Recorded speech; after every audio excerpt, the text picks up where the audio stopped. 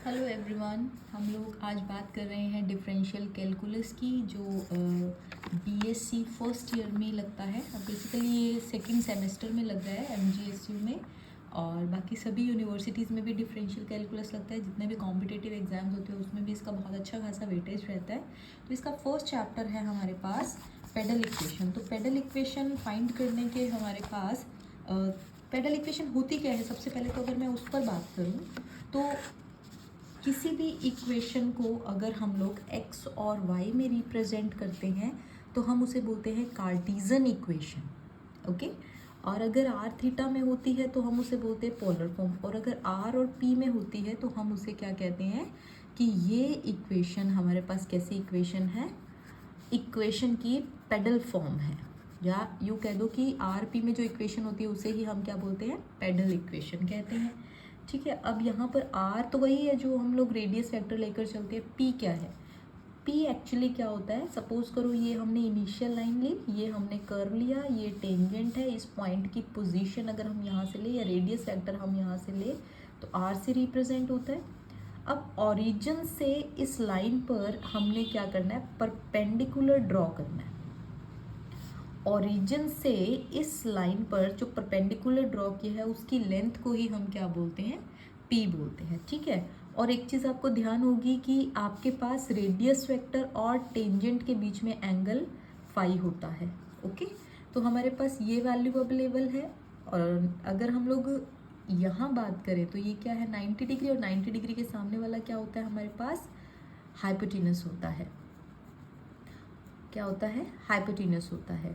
और एंगल के सामने वाला हमारे पास क्या होता है, परपेंडिकुलर, और जो रेस्ट ऑफ है वो बेस होता है। तो अगर हम लोग बात करें ट्रिग्नोमेट्रिक रेशियो के अकॉर्डिंग तो हमारे पास हाइपोटेनस और परपेंडिकुलर कहाँ डिस्कस होता है, हाइपोटेनस और परपेंडिकुलर हमारे पास डिस्कस होता है साइन में। तो हम लोग क्या कह सकते हैं, that means sine phi that is equals to perpendicular over hypotenuse. तो परपेंडिकुलर पी हो गया और हाइपोटेनस हमारे पास आर हो गया, that means p is equals to हमारे पास आर साइन फाई हो गया।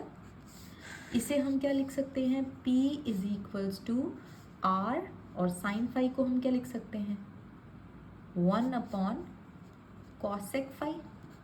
ये लिखते हैं अगर हम 1/p is equals to 1 over r, और 1 ओवर कॉसेक ऊपर चला जाएगा, कॉसेक फाई। स्क्वायरिंग कर देते हैं अगर हम तो दोनों तरफ स्क्वायर हो जाएगा। So 1/p square equals to 1 over are square into cosec को क्या लिख सकते हैं, 1 प्लस कॉट स्क्वायर थीटा, और 1 प्लस कॉट को क्या लिख सकते हैं हम, 1/10 स्क्वायर थीटा।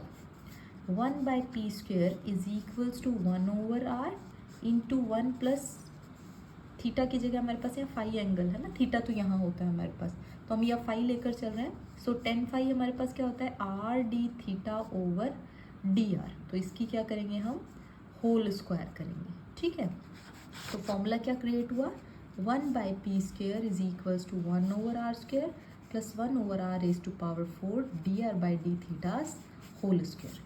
तो कोई भी इक्वेशन हमें अगर पोलर फॉर्म में दे रखी है उसमें से अगर हम D are by D theta की value, D are by D theta की वैल्यू अगर हम लोग सब्सटीट्यूट कर दें तो हमारे पास क्या आ जाएगा, हमारे पास पेडल इक्वेशन मिल जाएगी। ठीक है, यहाँ पर ओरिजिन से टेंजेंट पर डाले गई परपेंडिकुलर लेंथ को ही हम क्या बोलते हैं, पी बोलते हैं, और आर वही जो हमारा पोजीशन वेक्टर या रेडियस वेक्टर होता है। ठीक है, तो यहाँ अगर हम लोग बात करें कि अगर कोई इक्वेशन दी हुई है हमें, r is equals to a into 1 plus cos theta, हम क्या ले लेते हैं, कार्डियोइड की इक्वेशन ले लेते हैं। ये कार्डियोइड की पोलर फॉर्म है।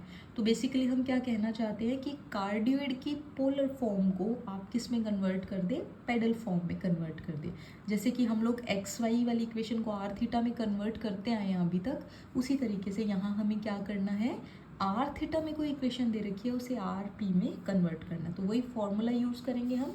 फॉर्मूला क्या है हमारे पास, we know that, what we know कि 1/p square is equals to 1 over are square plus 1 over are raise to power 4 D R by d thetas whole square. That means हमें क्या चाहिए, d are by D theta. So हम लोग क्या करते हैं, differentiating equation first with respect to theta।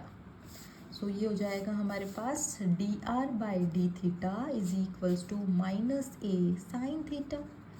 Okay, हम इसको यहाँ सब्सटीट्यूट कर देते हैं, इसको दे देते हैं सेकंड नेम, इसको दे देते हैं थर्ड। तो हम लिखते हैं यहाँ पर from second and third, put कर दें तो 1/p² is equals to 1/r² plus 1/r raise to power 4। And now minus की स्क्वायर करेंगे तो प्लस हो जाएगा, ए की स्क्वायर करेंगे तो a², साइन की स्क्वायर करेंगे तो sine square theta. Now 1/p², I hope it's visible to all, 1/p² equals to 1/r² plus 1/r power 4। A square को हम बाहर निकाल दें तो इसे क्या लिख सकते हैं, 1 माइनस कॉस स्क्वायर थीटा, क्योंकि हमें तो सिर्फ आर और पी में इक्वेशन चाहिए, तो थीटा को हमें ख़त्म करना है। अब कॉस स्क्वायर थीटा, तो हमारे पास यहाँ से कॉस थीटा की वैल्यू आ सकती है, क्या आएगी कॉस थीटा की value, r/a-1 that is cos theta. ठीक है, तो हम यहाँ पर कॉस थीटा की वैल्यू पुट करें, 1/p² is equals to 1/r² plus a²/r power 4, 1 minus, अब यहाँ हो जाएगा हमारे पास r/a-1 होल स्क्वायर। तो ये हो गया 1/p² equals to 1/r² plus a²/r power 4, 1 minus, इसकी होल स्क्वायर खोलेंगे तो क्या आएगा, 1 माइनस r²/a² प्लस 2r/a। ये कैंसिल आउट हो गया। इसे अगर हम लोग मल्टीप्लाई करेंगे तो 1/p² इक्वल्स टू 1/r², ये मल्टीप्लाई होगा तो माइनस a² से a² कैंसिल, दिस वन, और माइनस एंड माइनस ये हम पहले ही प्लस कर चुके हैं, तो प्लस 2, एक a से एक a कैंसिल होगा, 2r/a/r पावर 4, तो एक r से एक r कैंसिल होकर r³ बचेगा, 1/p², इससे ये कैंसिल हो जाएगा, सो 2a/r³, तो r³ is equals to 2ap²। ये क्या हो जाएगी हमारे पास, पेडल इक्वेशन, क्या हो जाएगी हमारे पास, पेडल इक्वेशन। किसकी हो जाएगी पेडल इक्वेशन, ये हमारे पास कार्डियोइड की, कार्डियोइड्स पेडल इक्वेशन इज दिस। तो आपके पास कहीं बेसिकली वैसे भी पूछ ले कि कार्डियोइड की पेडल इक्वेशन क्या होती है, तो हम इसको इस तरीके से लिख सकते हैं। ठीक है, बहुत सारे इसके भी क्वेश्चंस हैं। इसको अभी ये बहुत शॉर्ट वीडियो बनाया है जिसमें मैंने सिर्फ मेथड को एक्सप्लेन किया है, और मैं स्क्रीन को आपके सामने कंप्लीट विजिबल कर देती हूँ सो दैट हम इसको बहुत अच्छे से देख पाएँ। और इसकी अगली वीडियो में इससे रिलेटेड जितने भी क्वेश्चंस है वो सब क्वेश्चंस हम लोग करेंगे। ठीक है, आप इसका स्क्रीनशॉट ले पाए इसलिए मैं आपको स्क्रीन क्लियर विजिबल कर देती हूँ। ये हमें प्रूफ नहीं करना होता है, ये मैंने सिर्फ आपको फॉर्मूला डिराइव करना बताया है। यहाँ से हमारा क्वेश्चन स्टार्ट होता है और ये हमारा कंप्लीट क्वेश्चन हो जाता है। अब इसी तरीके से आर कर्व को रिप्रेजेंट कर रहा है, तो आर की वैल्यू कुछ भी हो सकती है, अलग अलग क्वेश्चन के अकॉर्डिंग अलग अलग।